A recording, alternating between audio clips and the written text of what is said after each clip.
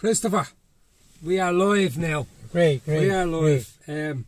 Today, I have Christopher Smith with me. Christopher was in Artane Boys Industrial School. He got sentenced to nearly 9 years for the crime of not going to school.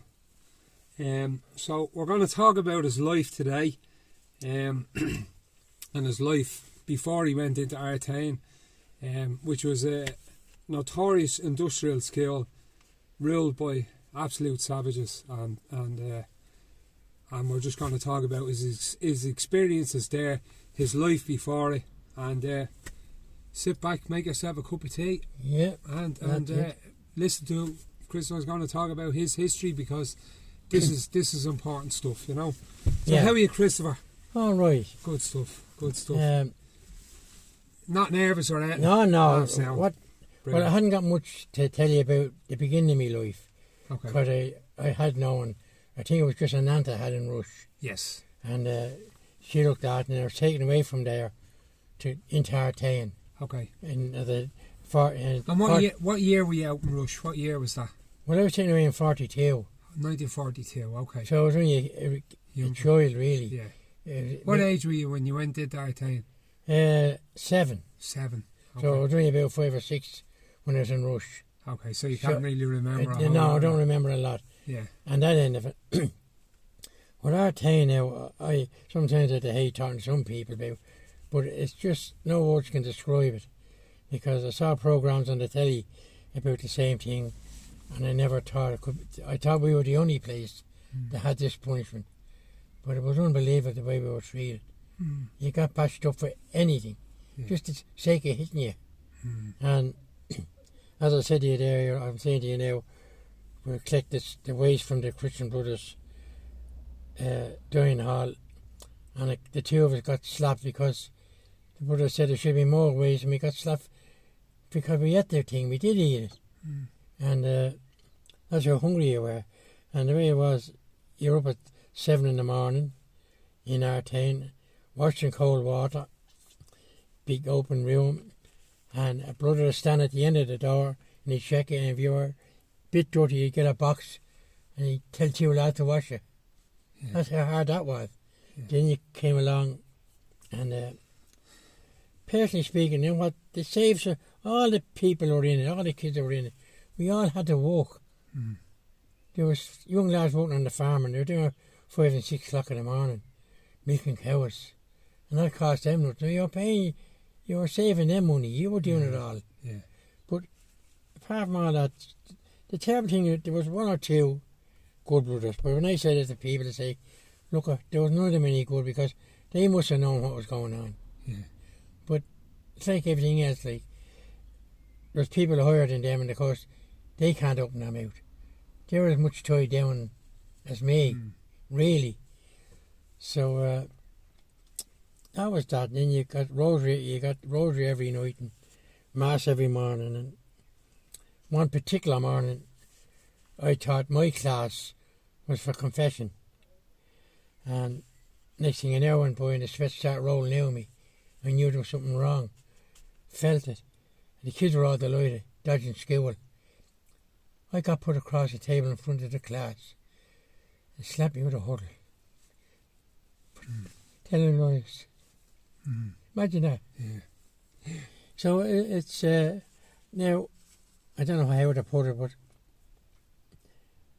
I'm a bit hard on myself, and I'm terrible discipline with the family because of the life I got. Yes. But at the same time, I doing them no harm. I have a great family. They're very good to me. They were acting for me. So suppose some good came over that way. Yeah. Through the hardship. But the carrying on thing has me puzzled. They must have done it very quiet, the sexual thing. Yeah. Because I never heard of it.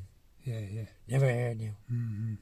I know that if I did, I'd say it. Yeah. And I won't tell a lawyer, like. Yeah. But it went on. It just shows you. But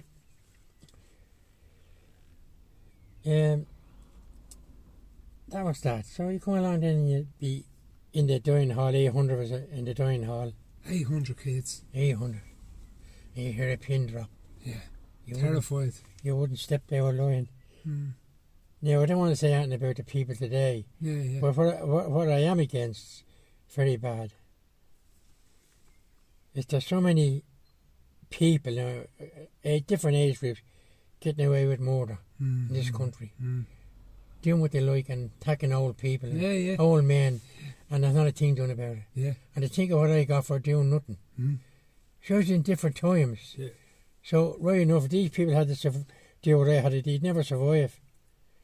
I have a great friend here, he didn't know how I'm even alive for what I went through. He knew about it, what I went through, and knows about Artane. And he said there were desperate times everywhere, but Artane was one of the worst. I struggle to get me head around a grown man beating two young fellas that are collecting the scraps of the tables. So he bet you around the place, the two of us, for collecting scraps off their tables, which yous were supposed to feed to the pigs. And yous were that hungry that yous ate some of the scraps. And he battered yous because there wasn't enough to feed the slaps. What type of evil is that? It's hard to get my head around. Where they got the name from, Christian Brothers. I'm very much against all the type of religion effort over that now. Tell you the truth now. If I met the Pope there now, I'd tell him it's all wrong what yous have to do.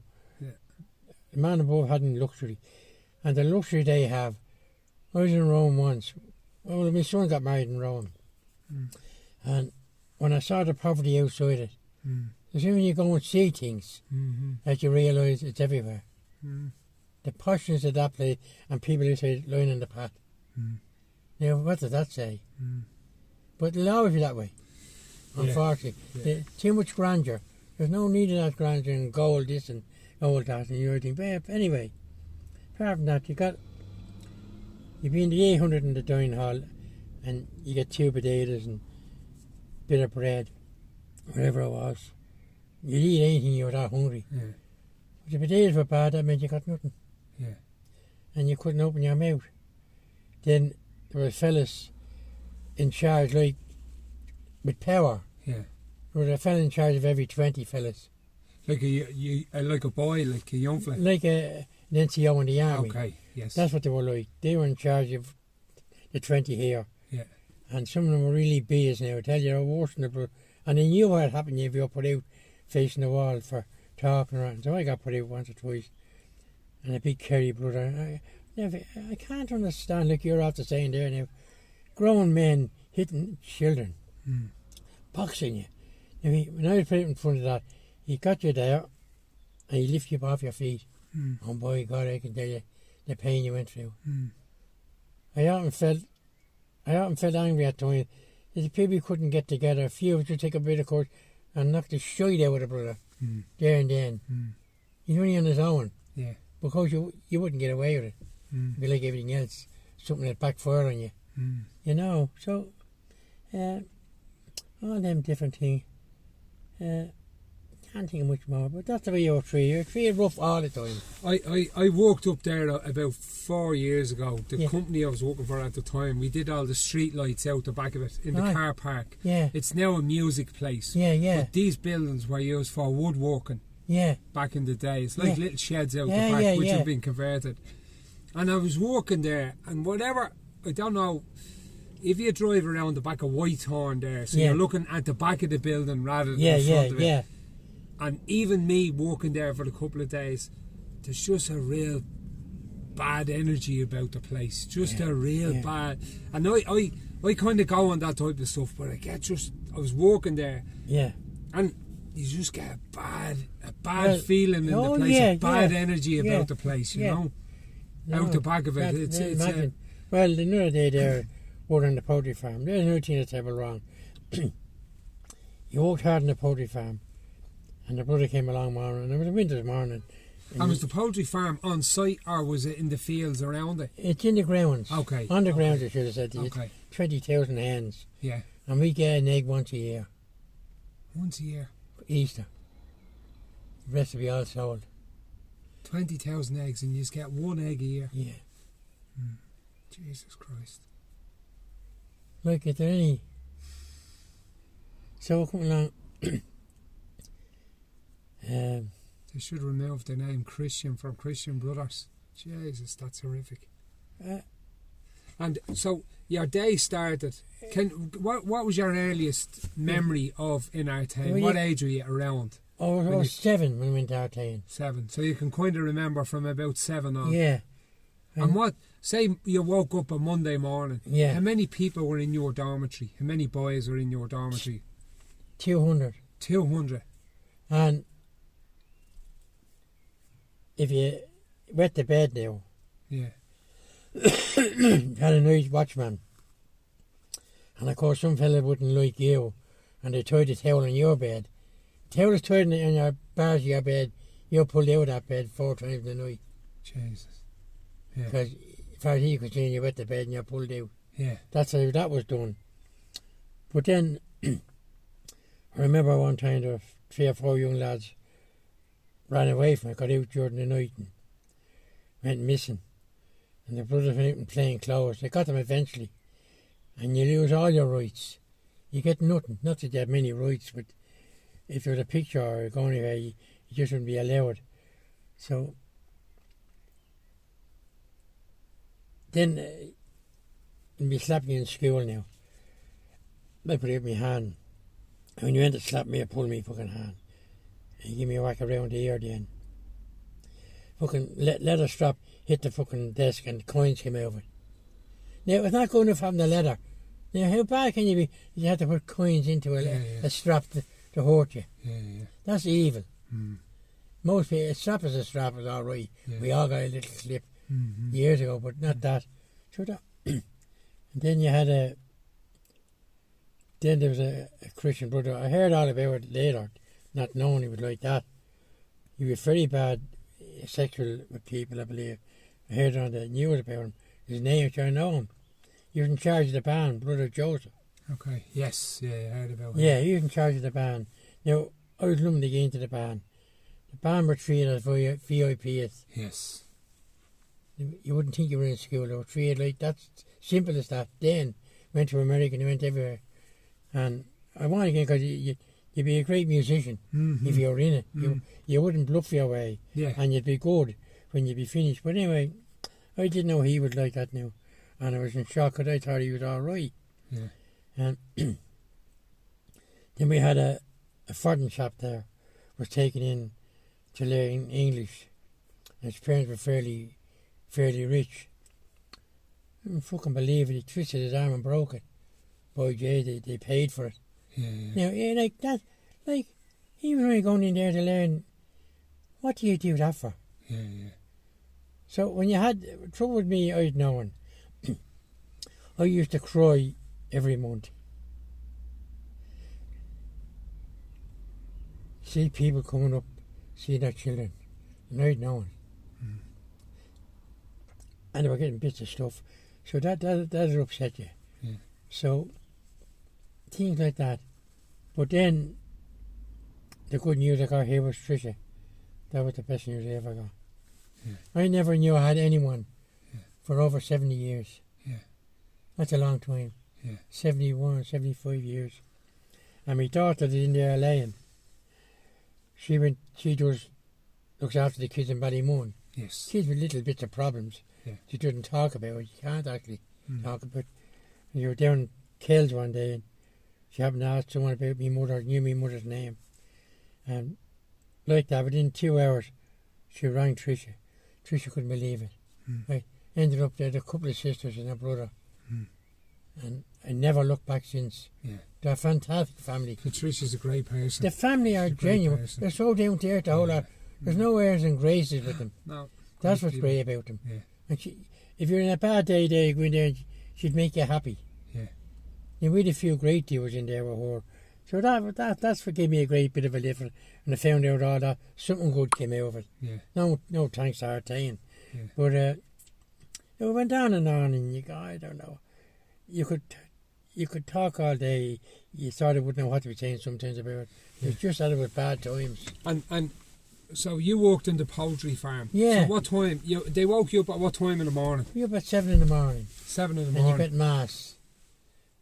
I often wondered, mass every morning, rosary. And you know, when you think of all that, and they doing that then, Yeah. That's a mockery. Yeah. It is really. Having mass and they beating the crap out of you for nothing. Yeah. With a stick. Yeah. Even with a stick they'd beat you. Yeah.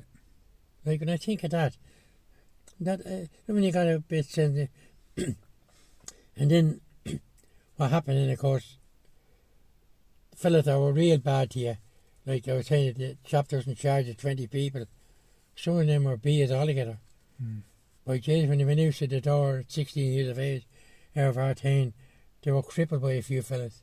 Yeah. Because they never forget the way they got them treated. Yeah. They got them bed up for nothing. Yeah. And so they met their Waterloo that way. Yes. Yeah. So, not that it's a nice thing, but it's just the same. When you get treated bad, you can't be fucking nice like that, like, you know. A neighbour of mine worked on the Book of Redress for Artane. Yeah. And he was telling me that when the Book of Redress, this was at the time when it all got sorted at the end, that they were investigating on that Book of Redress in Artane at least 8 murders witnessed by 10 or more people, each one. Jesus. At least 8 out of Artane. At least 8 of boys. I know. Of boys over the years. I know. So them men were evil personified. Yeah. And also, it wasn't just the brothers. It was the men that were coming in, the gardeners. Oh, yeah. Married people that were coming in. Yeah. And they were abusing boys as well. It wasn't just the brothers. I know what you mean, but I didn't know that. So this is what this man told me. And I take this man was on the Book of Redress, you know what I mean? So I take this man's word for what he said. I know. Oh, but he can't make it. Yeah. I wouldn't tell a lawyer. No. Like, so you were working about 50 hours a week at the age of 7. Yeah. Yeah. On barely any food. Barely. Just when you get jam and bread, it'd be fucking, the bread just dips into water. Be water down in. And then you got out. What age were you when you got out? 16. 16. And they sent me to a farm down the country. Right. To work, a sheep farmer.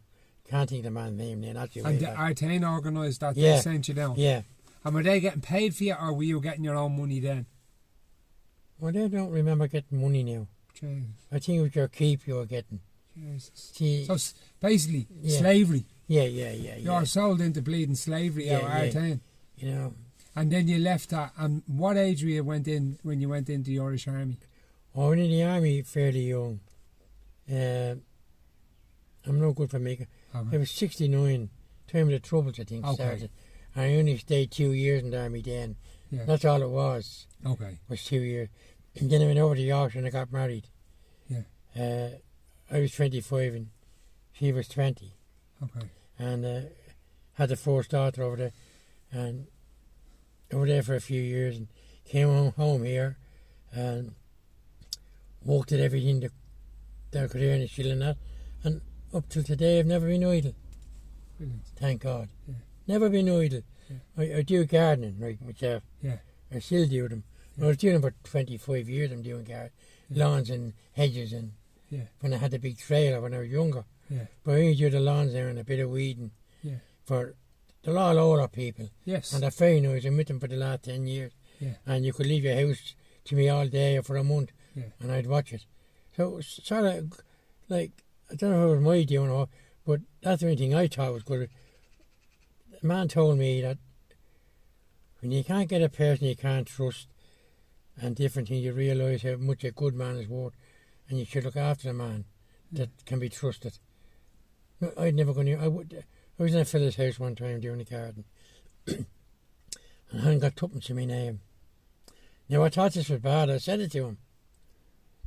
A rich man. And I was telling him, and I happened to go to the toilet one day and went to the old house, went to the out in Ball's Bridge. There's hundreds of pounds on the table, just left there. And I said, that, because I have very cares, I didn't ask you if I was only money. Wouldn't say to you, well, you know, I could have took money out of it. Yeah. You would have never known with me. But that's the only thing that came out good. Well, I don't know whether it came out with that or not, but that's the way I am all my life. I'm honest and you could trust me. I got great reference from the top man in the army when I was leaving. Yeah. He said that man could get a job anywhere. you can trust him and he'll depend on him and he'll do the job. And I wouldn't take on a job I don't know. Yes. I wouldn't bluff you. You ask me to paint your hair, I say, no, I don't do that. I just do what I do. So other than that now, that's as much as I can tell you. No worries. No worries. No, but what I'm not saying, it's true what you said. It's just, and I'm getting it hard to believe this today, that this is still going on. Now, where's the powers to be if this is still going on? With all the technology you have? I don't know. They don't, the state, the Irish state, is when the ordinary man comes up against the Irish state when they've been wronged. Yeah. The Irish state is absolutely savage and ruthless. Yeah. With how it defends itself and crushes the ordinary man. Oh, yeah. You know, it's absolutely ruthless and savage. Well, you know, I was in the army there for 25 years, up in Artane Survey. Yeah. And I'll never forget what the officer said one day.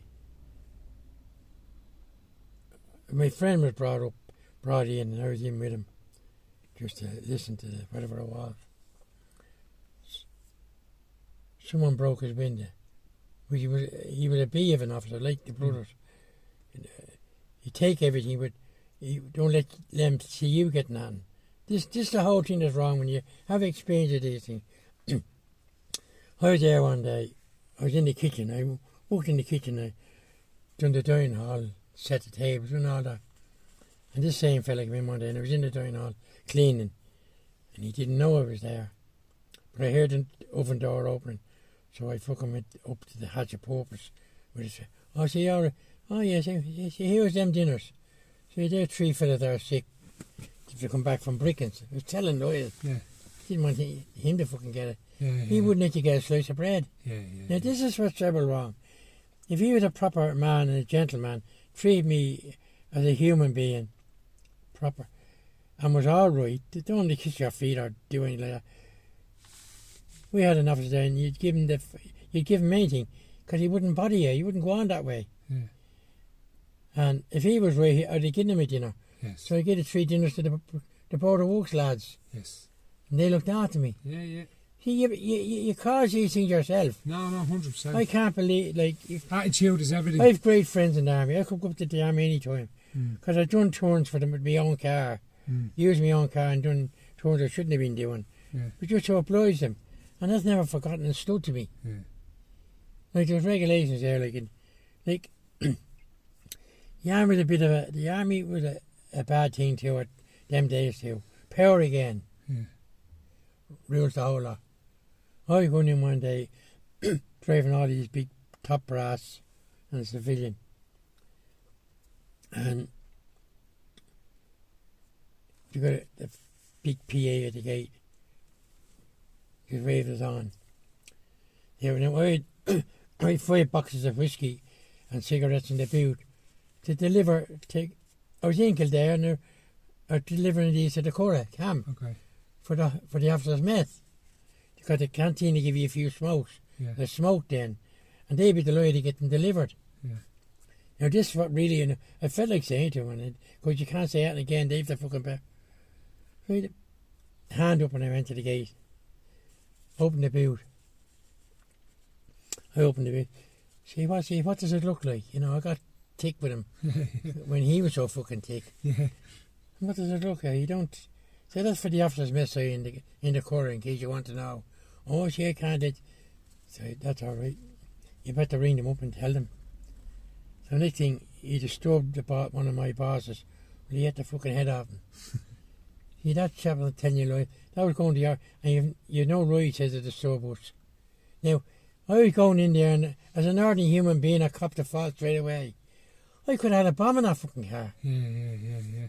The way because you have someone with power. Yeah. You learn all these things. Yeah. And you see that that's how things happen. It shows you. Yeah. You And you were doing an ordnance survey in the army, but you weren't in Brickens is the military place, isn't it? That's right. Whereabouts were you based? I'm up north in the Phoenix Park there. Oh, the Phoenix Park. Just there near Castleknock. Ah, right. Yeah. And did you go abroad or anything with the army? No, I never. My son went over 3 times. Okay. The lab. Yeah. He done well. He ended up a sergeant and ended up learning how to fly a plane and helicopter. Nice. And he ended up air traffic control in the airport. He is. Oh, nice. That's where he's working, living there in the Nace. Deadly. And he's only son I have and 4 daughters. One's in Australia. The other 3 are here. Yeah. And they're hard a goal to me. Mm. I'm not saying because I lost my boy.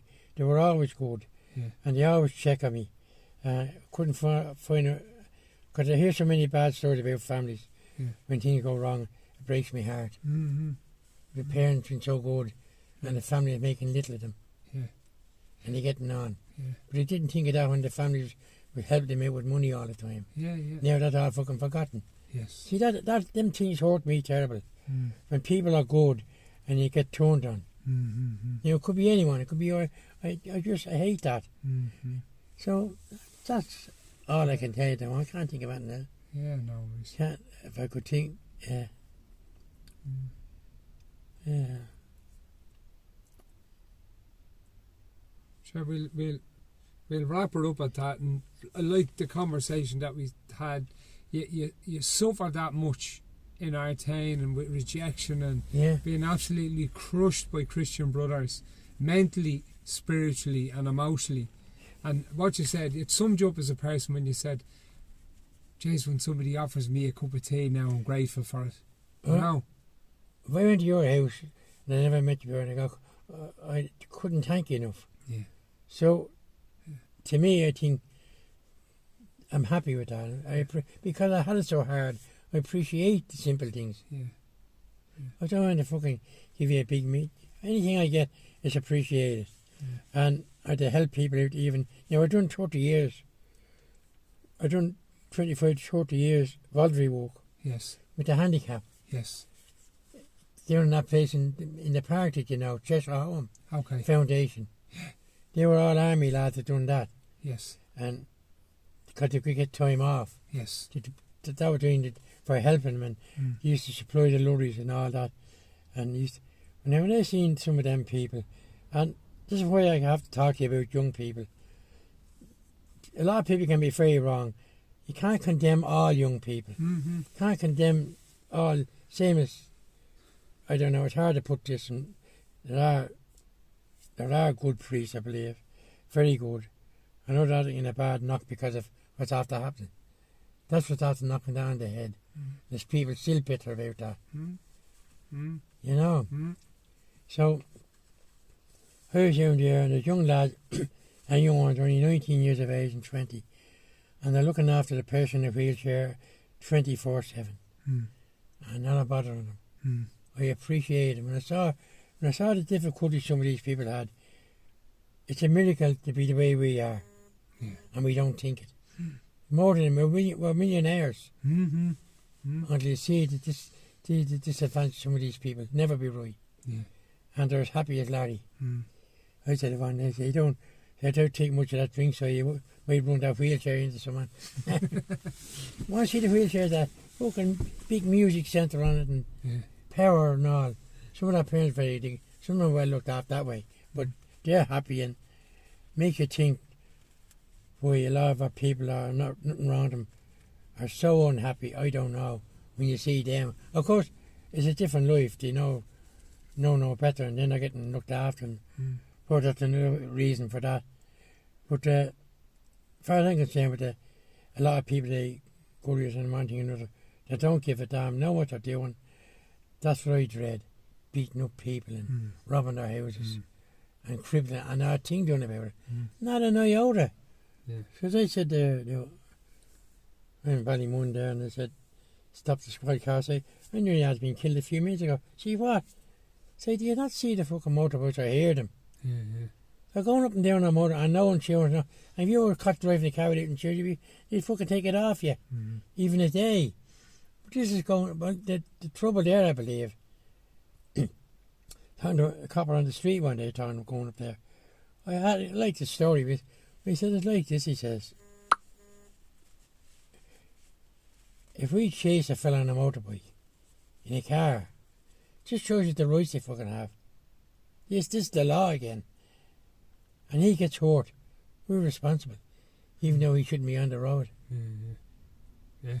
You never think of that. You think No. they'd have the power to catch you any way they can. No. Yeah. There's too many rules for people that are bad. Mm-hmm. And I think you'd agree with me on that. Yeah, no. You I know? would, I would agree with you on And it's that, not getting better. If anything, it's getting worse.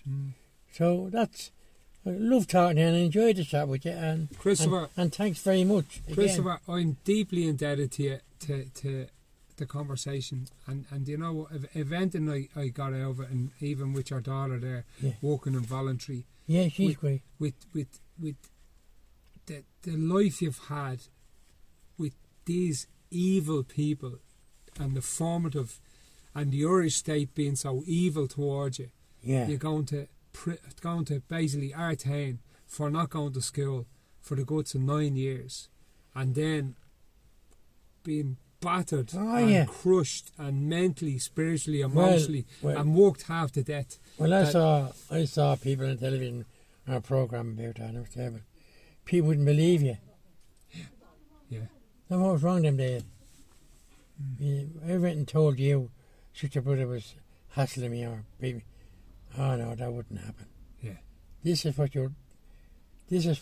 the wall you're up against all the time. And now everyone knows what went on. Oh, it's very well advertised now on the telly. And they're showing that lately. They're showing a fair bit of that. They know what went on in places like Artane, Dangan, Letterfrack. They were Letterfrack. Yeah. I was out in Letterfrack there last year, and I every time I'm out that part of Connemara, I go in there because there's all these boys from Dublin 1 and Dublin 3 and they're buried out there in the wilds of nowhere that died. What did they die of? Like 8-year-olds, 7-year-olds, 5-year-olds. No. You'll never hear. Loads of them in that graveyard. So I always go out because I just do. It makes me feel better. You're great. You're doing a great job. Yeah. That's the first thing I have to say to you. Yeah. You're getting them. Lane, that's no good. Where'd you go with the fucking look and that? Shouting out the house. Yeah. Closed for the Tricia. Because she goes to these sales of walking. She's great connection.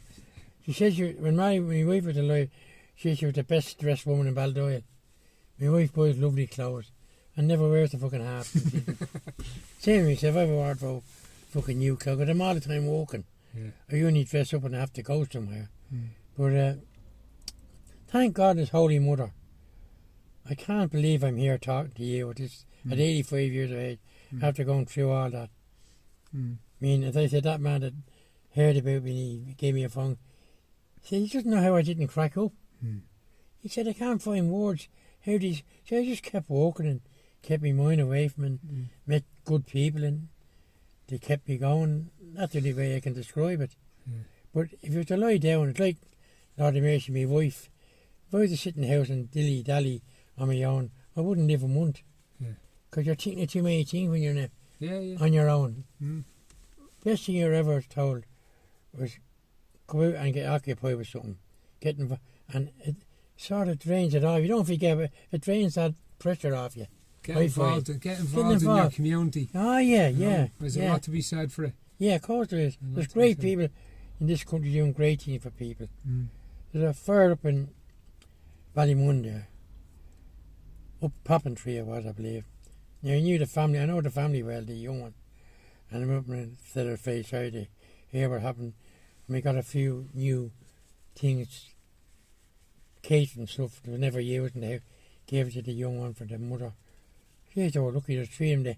It burnt to the fucking ground. And there's a builder willing. Now, and that's fucking good, very good. There's a builder after coming along and he's willing to build a house up for her. Brilliant. And they're all right, 3 of them, thank. The alarm she thought was next fucking door, the smoke alarm. Shiny back. You wouldn't have a hope if you thought the house. But anyway, I have to thank you very much for talking to you. And I enjoyed your call, and it's great, because Tricia said you were down there, you've nothing to worry about. No, sometimes when you're not told that and you're sort of bundling nerves. But I wasn't with Tricia, because I know what you told. So I'll tell them all I can, and you're not forcing me to say. No. Just I appreciate what I said there is all the truth, the same as you get with everywhere else. That's No, very- I appreciate the and There's conversation. very few wouldn't they know what's happened. Mm. And so that's great, so. And I'm grateful to you now. I enjoyed that No bother. chat, and I'm glad I'm sorry for being late coming in. That's, Couldn't come because them girls they all have commitments with kids in the morning. yeah.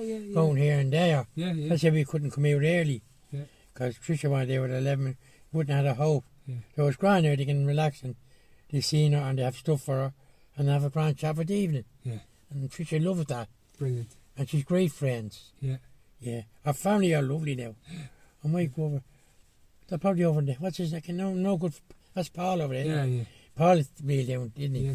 He's the Patricia, easiest going bloke I ever came across. I was raised in here. When I was younger, Patricia used to mind me for me ma. So I'd been climbing up in that shed. I'd be out the back with all Patricia's boys. So all around here, that's do you know great. what I mean? So You know it all. I know it all. But come here, Christopher. I'm really delighted with the conversation. I'm delighted you agreed to come on because this is all our history. This is what happened. Your history is Well, our if I history. could write, but the man told me I'd be the best seller, but sure, I'm no good. Look at write me fucking name. He said, you should fucking get so and said to print it. I did a couple of it like that, but you look at what you're after saying is a good thing that I never think of. That's history. It is. And it's real, and the people there haven't an iota. No. And you're after saying to me therefore they never even heard of Artane. And Well, not their fault. every time you drive by Artane, have a look in at that big grey building because that place, the men that were in that place committed horrors on boys of all sorts. Well, so that's part of our history and we can shy away from it or do whatever. Yeah. That's what happened. That's what happened. And trying to pretend it didn't happen is not. It's not on. And for governments and stuff like that to try and bury it and change the language, they were complicit in the whole thing. They were making money. They were making an earner. They were trafficking children. They were doing all types of stuff. So I suppose we ended at that. Christopher, you're not on any social media, but thank you so much for the conversation. You relax there. I'll switch it off and I'll give you a hand out. And we'll go in and have a proper cup of tea. Yeah. That's episode number 47. That is 48. This is episode 48. Please leave a comment, like, subscribe to our YouTube. Please listen to this story. Send it to any other survivors or people. This is Christopher's story. All the savagery he faced. Yeah, he's a great man. Volunteering as a community, and I tell you, I didn't know you were from Ballymun. I was speaking to you earlier on. A Ballymun place produces some salt of the earth, you know, great people in it. Well, and we'll that's great. No, we'll end no, it's great. I know you hear different story. I'm doing a big garden for